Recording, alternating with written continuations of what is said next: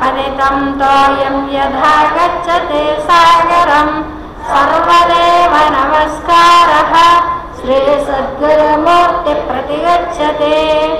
ओम शांति शांति शांति। సభ్యులంతా కూడా ప్రతి వారంలాగే ఎక్కడ వారు అక్కడే నిశ్శబ్దంగా కూర్చోవలసిందిగా విజ్ఞప్తి. సెల్ ఫోన్స్ అందరూ కూడా స్విచ్ ఆఫ్ చేసుకోవాల్సిందిగా మనవి. సెల్ ఫోన్స్ అందరూ కూడా స్విచ్ ఆఫ్ చేసుకోవాలి. भाव में ज्योति भव भयहरणमो जीवमो राममो जानकी कायमो। भाव में ज्योति भव भयहरणमो जीवमो राममो जानकी कायमो। देशमु देशमो तिरुगुटयला देशमु देशमो तिरुगुटयला देशकुने कृपंदेय दैवमु देशकुने कृपंदेय दैवमु। भाव में ज्योति भव भयहरणमो जीवमु राममो।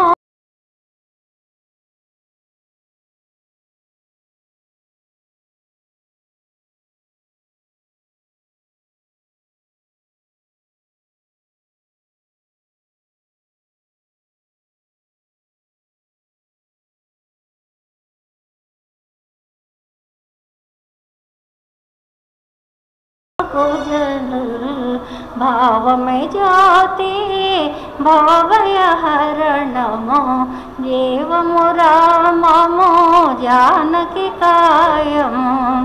तनुगणवेमि मनसघनमा तनुगणवेमि मनसघनमा घनुडनु కొని నను చనవలెనొక పరి घनुडनु కొని నను చనవలెనొక పరి। भाव में ज्योति भव भयहरणमो जीवमु राममो जानकी कायमो। ఎరువక స్థిరమై పరబ్రహ్మమై ఎరువక స్థిరమై పరబ్రహ్మమై పరంజ్యోతియై పరంభోగనోమి పరంజ్యోతియై పరంభోగనోమి।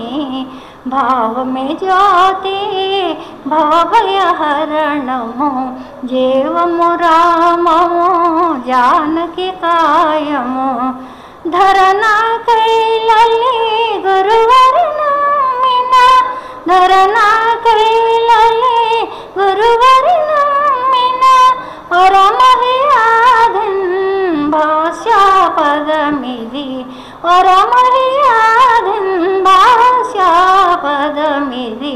भाव में ज्योति भव भयहरणमो जीवमु राममो जानकी कायमो। देशमु देश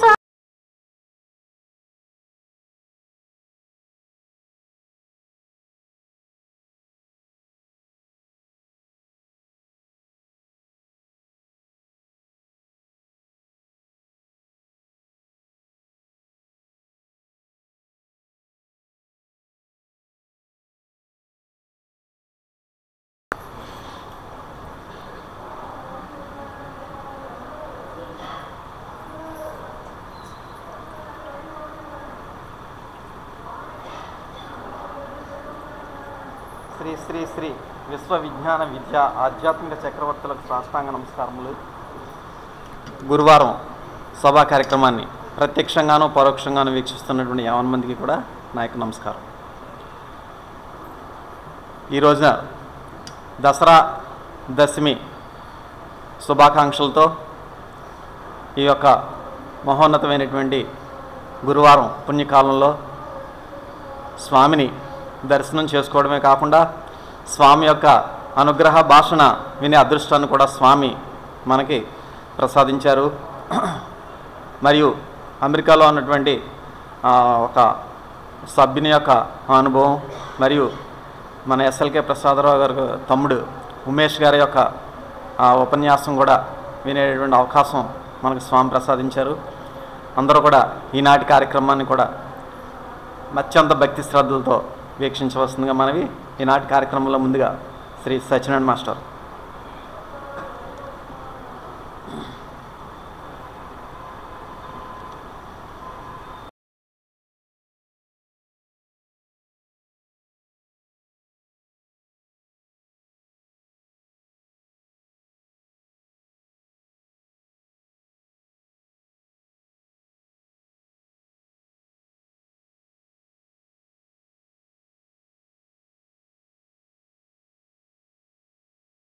కళ్యాణ గుణ కరుణావ్యయుండవాది దేవుండవకిలలోకైకుడీవే కలుసగత వేషభూస ఆ కైలలీస అవతరింపుము బ్రహ్మ జీవాత్మ జగము ఈశ్వరాకాశమాయల నిర్ణయించు శతకరత్నంబురజియంతు శ్రద్ధతోడ కలుసగత వేషభూష ఆ కైలలీష. శ్రీ శ్రీ శ్రీ శ్రీ విశ్వవిజ్ఞాన విద్య ఆధ్యాత్మిక పీఠ సద్గురు సార్వభౌములకు నా హృదయపూర్వక సాష్టాంగ నమస్కారములు. సభ్యులకు సభ్యతలకు నా నమస్కారాలు. స్వామి యొక్క చల్లని కృపా కటాక్ష వీక్షణాల చేత వారి యొక్క దివ్య సన్నిధానంలో వారి అభౌతికమైనటువంటి ఆశీస్సులను పొందుతూ ఆనంద పరవశమై ఈనాటి ఈ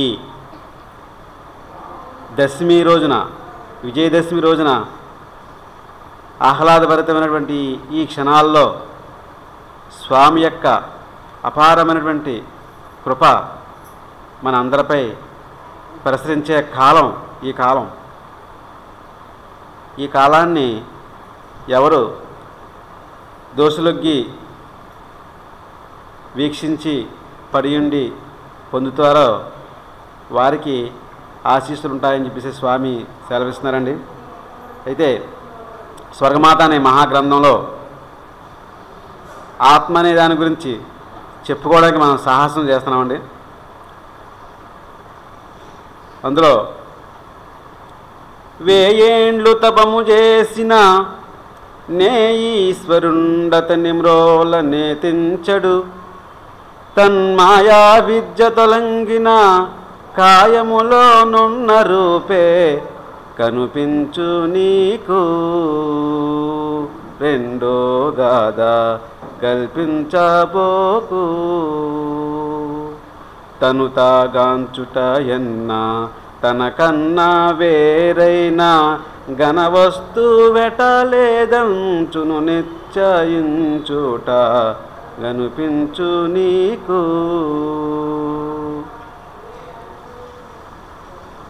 స్వామి కన్నార్దలో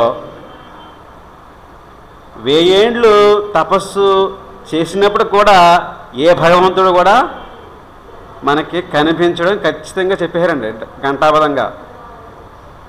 మరి ఎందుకు తపస్సు అన్నప్పుడు భగవంతుడు అనేవాడు ఎక్కడో లేడు, నీలోనే ఉన్నాడని చెప్పేసి చెప్పడమే ఈ కందార్థం యొక్క పరమార్థం.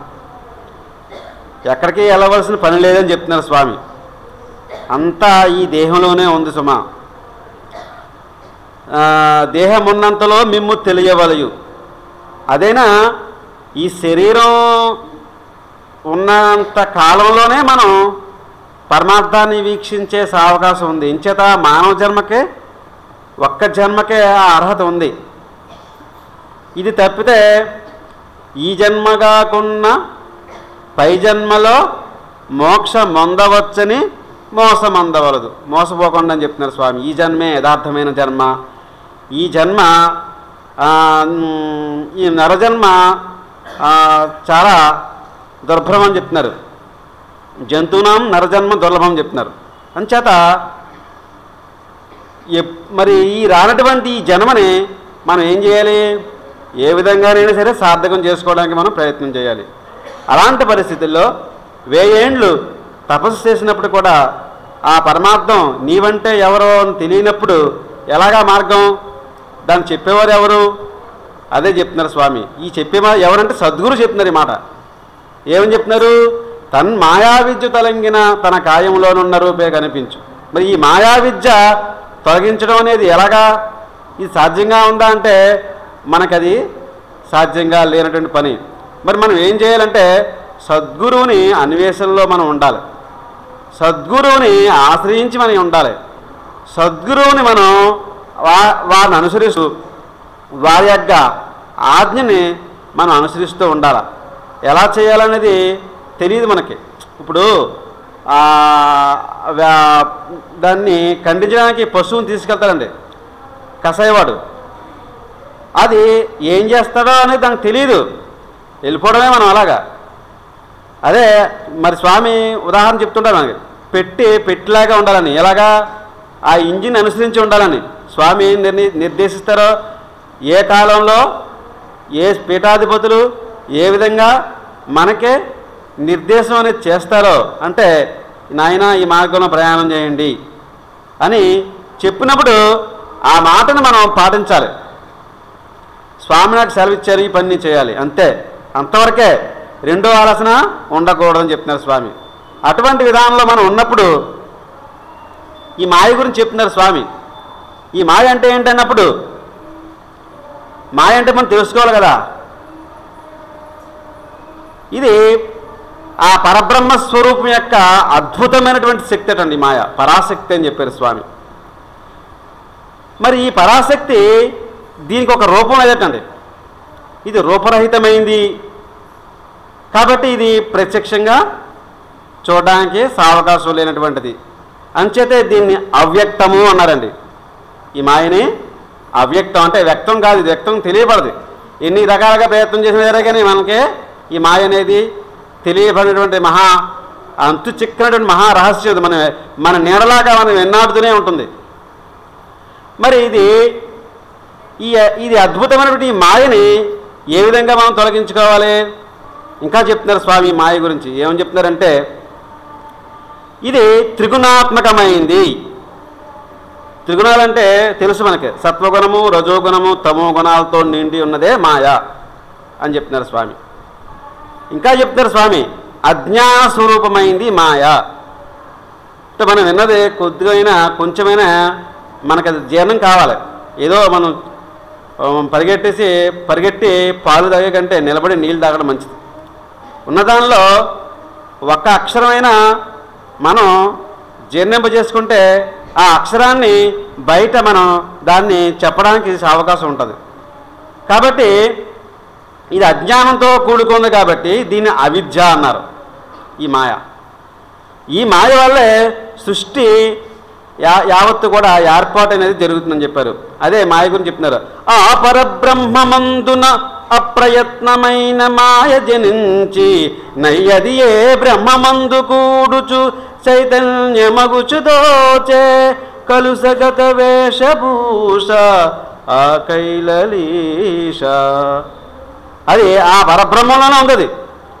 ఆ పరబ్రహ్మంలో అప్రయత్నంగా పుట్టినది. అది ప్రయత్నంగా ప్రత్యేకించి జన్మించాలనేది లేదట. అప్రయత్నంగా అనుకోకుండా చూడండి, మన కంటి రెప్ప మనకు తెలియకుండానే రెప్ప పడుతుంటుంది. అది మనకి మన యొక్క ఆజ్ఞ లేకుండానే కంటి రెప్ప ఎలాగైతే పడుతుందో ఆ అట్టి ప్రయత్నంతోనే ఈ మాయ అనేది ఉద్భవించిందటండి. మరి ఇటువంటి మాయని గ్రహించడం మన వల్ల అవుతుందా అంటే మన వల్ల కానిటువంటి పరిస్థితి. కాబట్టి ఈ అద్భుతమైనటువంటి అవకాశాన్ని ఇచ్చినటువంటి స్వామికి నమస్కారం చేసుకుంటూ సెలవు తీసుకుంటాం.